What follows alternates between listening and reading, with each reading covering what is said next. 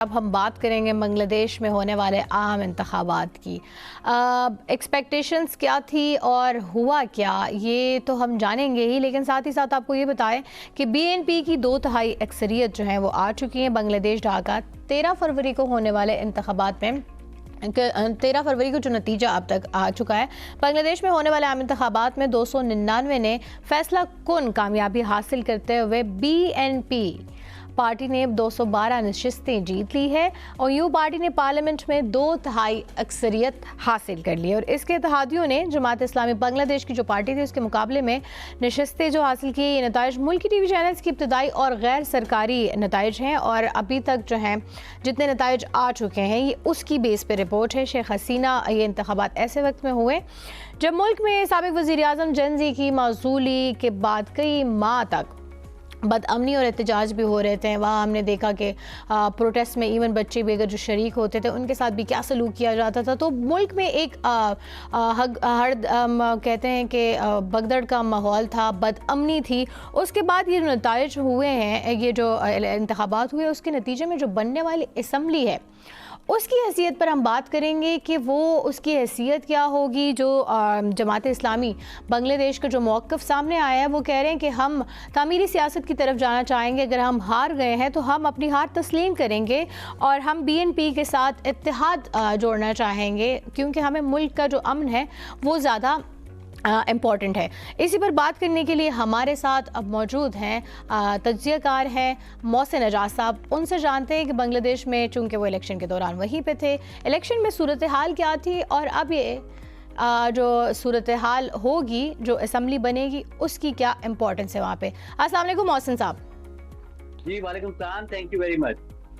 मोहसिन साहब ये बताइए, आप इलेक्शन के दौरान भी वहाँ मौजूद थे और आप अभी भी वहीं पर हैं। बांग्लादेश में ये जो इलेक्शन हुए हैं किस तरह देखते हैं आप? एक तो पूरी सिचुएशन हमें बताएं, इलेक्शन के दौरान में कोई नाखुशगवार वाक़यात, तशद्दुद के वाक़यात, इस तरह वाक़यात सामने आए हैं या नहीं? देखिए, सबसे पहले बुनियादी तौर पर आपको पता है कि जिस तरीके से पिछले 16-17 साल से बांग्लादेश में असली या हकीकी इलेक्शन नहीं हुए थे, जो शेख हसीना या अवामी लीग वजीर थी उसने लोगों के जो जमहूरी सियासी हुकूक थे उनसे उनको बहुत दूर कर दिया था। पॉलिटिकल पार्टीज पर पाबंदी हुआ करती थी। इलेक्शन में हिस्सा लेने पर बहुत से लोग ऐसे मिले, यंगस्टर्स स्पेशली, कि जिन्हें पहली दफा वोट डालने का मौका मिल रहा था, इवन दो वो कब से अपनी एज को पहुंच चुके थे जो वोटर के लिए रिक्वायर्ड होती है। लेकिन हमने देखा कि फिर जुलाई 2024 में नौजवान तलबा ने जो इनकलाब बर्पा किया, फिर उस नतीजे में शेख हसीना की गवर्नमेंट को यहाँ से जाना पड़ा। वो भागकर उन्होंने भारत में पनाह ले ली। उसके बाद इंटरिम गवर्नमेंट ने ये अज़म किया कि हम इस मुल्क में साफ और शफाफ इलेक्शंस करवाएंगे। ये किस हद तक साफ थे, किस हद तक शफाफ थे, इस पर मैं आगे चल के आपको बताता हूँ। हमने कल मुख्तलिफ पोलिंग स्टेशन जो है वो विजिट किए। इंटरिम गवर्नमेंट और बांग्लादेश का जो इलेक्शन कमीशन था उसने हर मुमकिन कोशिश की कि इंतखाबात को हर तरीके से जो है वो ट्रांसपेरेंट रखा जाए और इस सिलसिले में उन्होंने बहुत बड़ी तादाद में फॉरेन ऑब्जर्वर्स भी बुलाए। गैर मुल्की मीडिया भी बहुत बड़ी तादाद में था और उन्हें हर जगह पर जाने की इजाजत थी, पूरा वोटिंग का प्रोसेस, पूरा काउंटिंग का प्रोसेस देखने की और उसको विटनेस करने की, और काउंटिंग भी उनके सामने की गई। तो बज़ाहिर ये इंतखाबात साफ थे, शफाफ थे। और नौजवान, आपको पता है कि जो बहुत बड़ी तादाद में, क्योंकि शेख हसीना की गवर्नमेंट जब गई तो उसकी बुनियादी वजह यही नौजवान और तलबा ही थे। तो अब सिचुएशन इस तरह से है कि ये इंतखाबात के नतीजे में अब बीएनपी को अक्सरियत हासिल हो गई है। जो बीएनपी का अलायंस है उसमें कुल 12 जमातें हैं। बीएनपी सबसे बड़ी पार्टी है। तारिक उर रहमान अब उनके वजीर आजम के कैंडिडेट होंगे और ये 35-36 साल में पहला मौका होगा कि कोई मेल जो है वो बांग्लादेश का वजीर आजम बनेगा। इससे पहले 36 साल तक खालिदा जिया साहिबा और शेख हसीना वाजिद, इन दोनों के दरमियान होता था। कभी एक शख्सियत वजीर आजम बनती थी तो कभी दूसरी शख्सियत वजीर आजम बनती थी। तो अब पहली मर्तबा जो है तारिक उर रहमान साहब अगर वजीर आजम बनते हैं, जैसा कि उनकी पार्टी को अब रिक्वायर्ड नंबर हासिल हो गए हैं गैर रस्मी गैर सरकारी नताइज के मुताबिक, तो वो ये पहला मौका होगा। बाकी इंटरिम गवर्नमेंट ने हर मुमकिन कदम उठाया है। कल मैं आपको बताऊं कि 9 लाख से ज्यादा सिक्योरिटी एहलकार डिप्लॉयड थे इलेक्शन ड्यूटी के ऊपर। ये बहुत बड़ा नंबर है। 64 जिला है पूरे बांग्लादेश के और 9.5 लाख के करीब जो है, जिसमें आर्मी के लोग भी थे, पुलिस भी थी, इनके दीगर जो लॉ इन्फोर्समेंट एजेंसीज के लोग हैं वो भी थे। तो इन्होंने अपनी तरफ से इंटरिम गवर्नमेंट और इलेक्शन कमीशन ने हर मुमकिन कदम उठाया कि इंतखाबात को साफ और शफाफ रखा जाए। फिर टर्न आउट भी बड़ा अच्छा टर्न आउट था, 60% इसी पे मैं आना चाहती हूँ। हाँ, कि पिछले हमने इलेक्शंस में देखा 2024 के जो इंतखाबात हुए थे उसमें 42% जो टर्न आउट था। इस बार वो 60% के लगभग तक नज़र आ रहा है, लेकिन ये भी अभी हतमी नहीं है।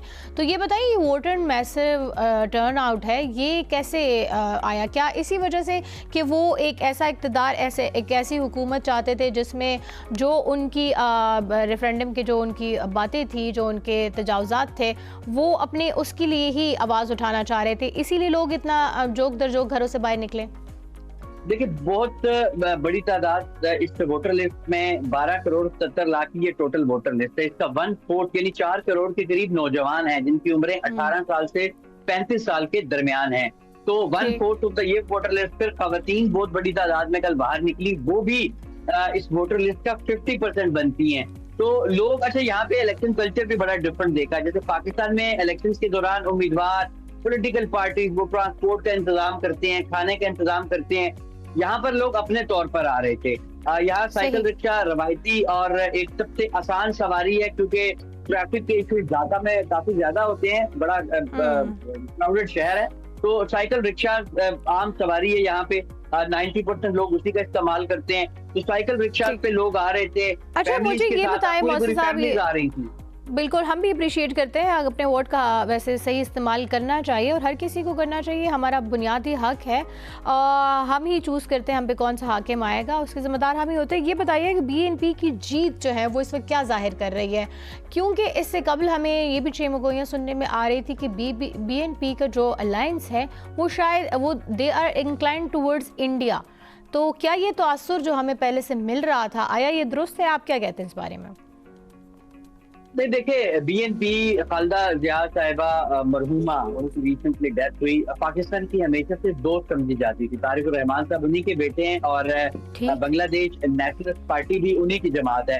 तो ऐसा कोई इशू नहीं है। बड़ी जबरदस्त जो है वो बीएनपी के पाकिस्तान के साथ हमेशा ही, क्योंकि माजी में भी ये इक़्तिदार में रही है पार्टी, मुतअद्दिद बार रही है, तो इनके पाकिस्तान के साथ हमेशा बड़े अच्छे ताल्लुकात रहे हैं। तो इस हवाले से पाकिस्तान की जो है वो जहाँ तक बात है इस इलेक्शन के साथ, तो आपने देखा होगा कि वजीर आजम साहब ने भी फौरन तारिक रहमान साहब के जब नताइज आए तो उसके बाद उनकी जानिब से मुबारकबाद दी गई है तारिक रहमान साहब को। तो पाकिस्तान के साथ बड़े अच्छे ताल्लुकात की एक हिस्ट्री है बीएनपी के साथ। खालिदा जिया साहिबा को पाकिस्तान का दोस्त भी कहा जाता है। अभी जब रिसेंटली उनकी डेथ हुई तो आपको याद होगा कि स्पीकर जो है अयाज सादिक साहब, वो उनकी आखिरी रसूमात में शिरकत के लिए ढाका भी आए थे। तो इस वक्त जो है वो पाकिस्तान के लिए तमाम जो यहाँ पे पॉलिटिकल पार्टीज हैं, तमाम जो स्टेक होल्डर्स हैं, पाकिस्तान का एक बड़ा क्लियर इसके ऊपर मौका है कि जो भी इनके पॉलिटिकल मामलात हैं वो इनका डोमेस्टिक इंटरनल मामला है। पाकिस्तान जो भी आएगा, जिसको भी यहाँ के अवाम मुंतखब करेंगे, पाकिस्तान जो है वो उनके साथ मिलकर काम करेगा।